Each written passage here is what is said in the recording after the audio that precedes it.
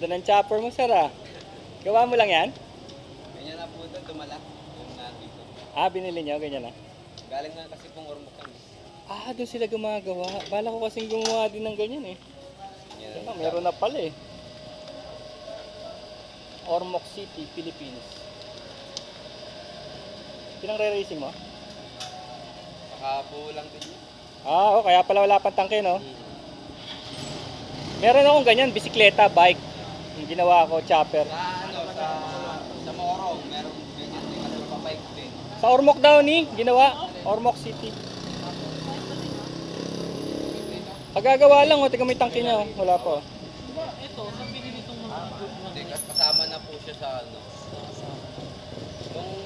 Kasi nung ano yan, stock.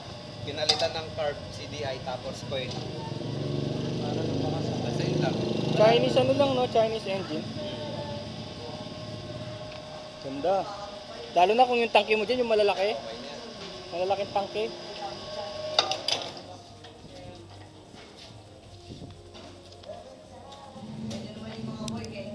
Nice.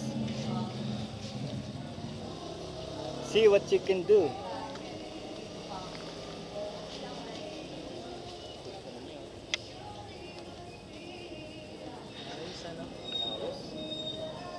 yung chassis yung ginawa lang nila. Oo, Ano? syempre. Oo, pasadya yan para mag-lower. Pero Custom ganda chassis. Ganda ng pagkaka-welding. ng divided.